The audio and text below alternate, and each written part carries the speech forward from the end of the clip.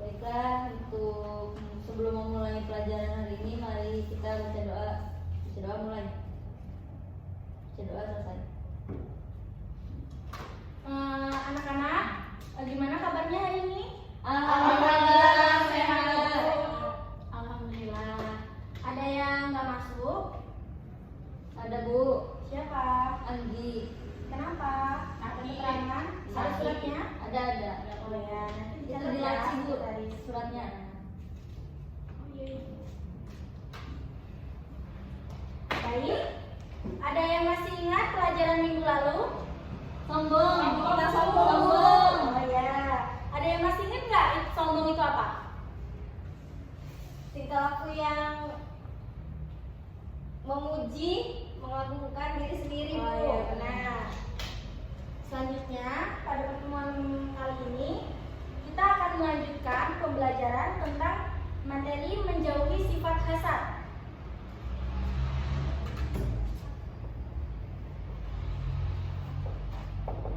Ada yang tahu apa itu hasad?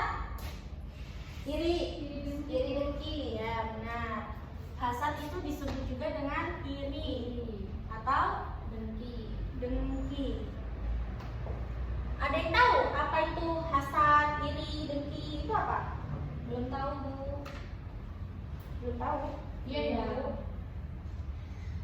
Jadi hasad atau bisa juga disebut dengan iri, bisa juga disebut dengan dengki, itu adalah salah satu perilaku tercela di mana seseorang yang memiliki sifat hasad itu merasa tidak senang dengan pencapaian orang lain.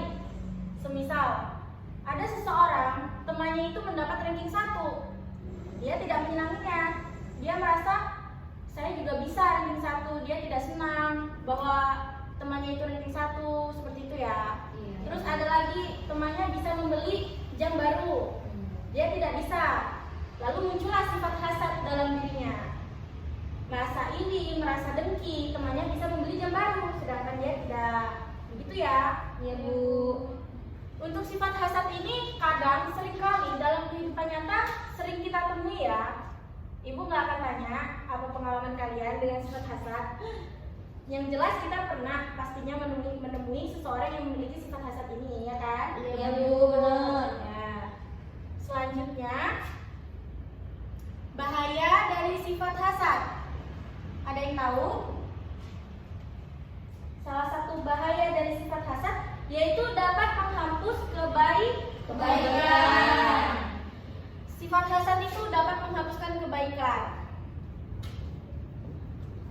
Lalu selain ini,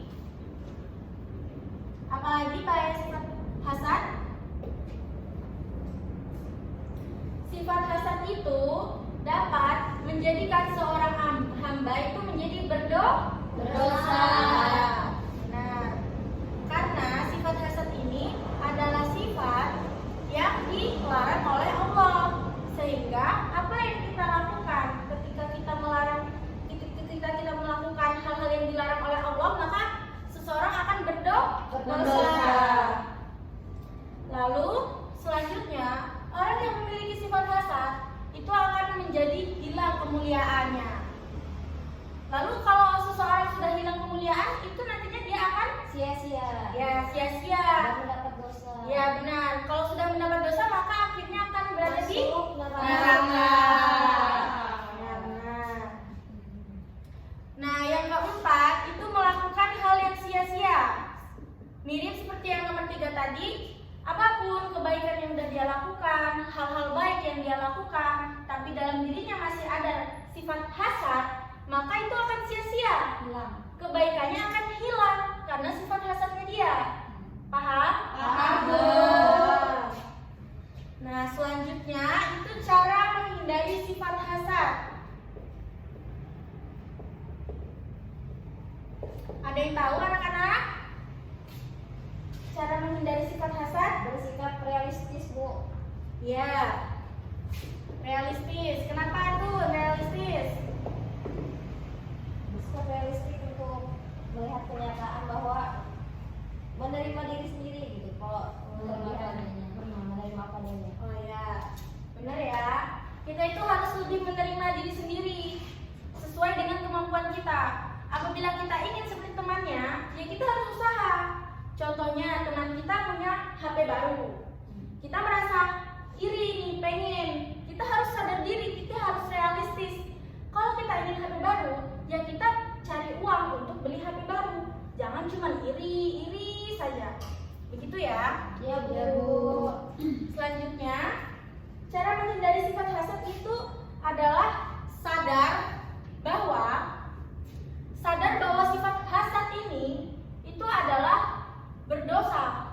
Jadi kalau kita ini sudah tahu kalau hasad ini bikin berdosa loh, otomatis kita dalam diri kita ada tertanam, kita tuh gak boleh berarti hasad. Nanti kita berdosa, nanti kita masuk neraka, begitu ya. Ya. Jadi jika kita sudah ada kesadaran dalam diri kita, insya Allah kita akan menghindari sifat yang tercela, sifat yang akan menimbulkan dosa, yang akan menggiring kita masuk ke neraka. Selanjutnya, kita itu saling mengingatkan dan saling menasihati, ya. Apabila kita punya teman kita itu sudah teman dekat sekali sama kita, terus dia itu ada timbul sedikit sifat hasad. Nah, sebelum terlanjur banyak sifat hasad dalam diri teman kita, alangkah baiknya kita sebagai teman dan sebagai saudara sesama muslim itu mengingatkan juga. Yang pertama, tidak boleh di tempat ramai. Yang kedua, tidak boleh pakai kekerasan, ya. Seperti misalnya kita ingatkan dalam keadaan kita sedang ngobrol berdua, kita bilangin, kamu gak boleh loh kayak gitu, udahlah syukurin aja apa yang kita punya, kita gak usah iri sama dia. Kalau misal kita pengen ya nanti kita kerja, kita beli sendiri, kita gak perlu iri-iri gitu. Itu kalau teman kita sudah dekat. Jangan coba-coba menasihati orang di tempat ramai atau kepada orang yang kita gak terlalu dekat, tapi kita menasihati dia di tempat ramai. Itu bukannya akan masuk ke dalam hati dia, malah jatuhnya bikin dia sakit hati. Paham? Paham, Bu. Paham ya? Nah, yang terakhir itu memiliki pendirian. Orang yang memiliki pendirian itu tidak akan mudah terprovokasi, ya. Ada orang yang bilang iri sama itu, dia berteman dengan orang yang hasad, ia tidak akan terbawa, tidak akan terprovokasi karena dia memiliki pendirian yang kuat, memiliki pendirian bahwa saya itu tidak boleh hasad, saya itu tidak boleh iri, saya itu harus sadar diri, saya harus realistis, punya pendirian yang kuat. Begitu? Paham? Paham. Paham ya? Ya, Bu. Baik, ada yang mau ditanyakan?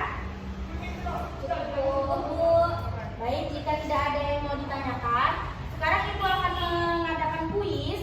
Yang bisa menjawab boleh angkat tangan, dan yang bisa menjawab itu akan dapat nilai tambahan. Duduk duluan ya. Yang bisa langsung angkat tangan. Pertanyaan pertama, ada yang tahu apa itu hasad? Yang bisa langsung angkat tangan.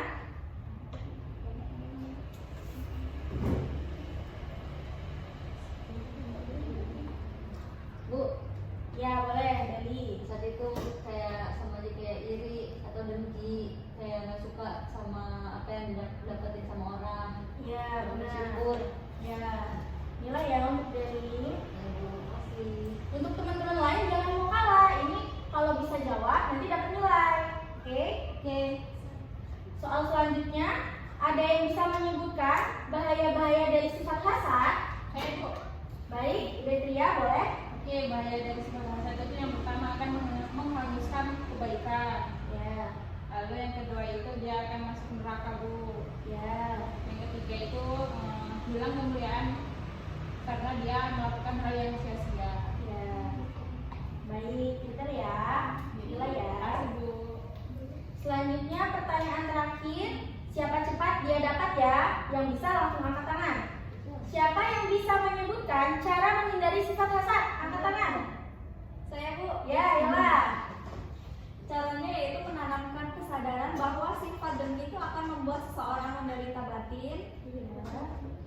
Selanjutnya menumbuhkan kesadaran bahwa akibat dari dengki itu adalah permusuhan dan permusnahan akan pembawa petaka.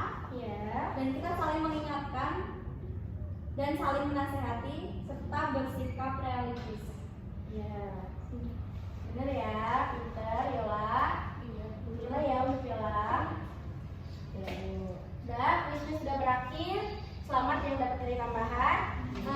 Untuk materi yang sudah Ibu sampaikan tadi, apakah masih ada yang ingin bertanya? Sudah Cukup, Bu. Nah, jadi dapat kita petik hikmahnya dari pembelajaran kali ini, yaitu kita sebagai umat muslim tidak boleh memiliki sifat Hasad. karena sifat hasad itu akan menjerumuskan kita dalam api Neraka. Ya, benar sekali. Baiklah, sampai sini saja pertemuan kita pada hari ini. Untuk ketua kelas boleh disiapkan doanya. Baik, doa mulai. Doa selesai. Baik,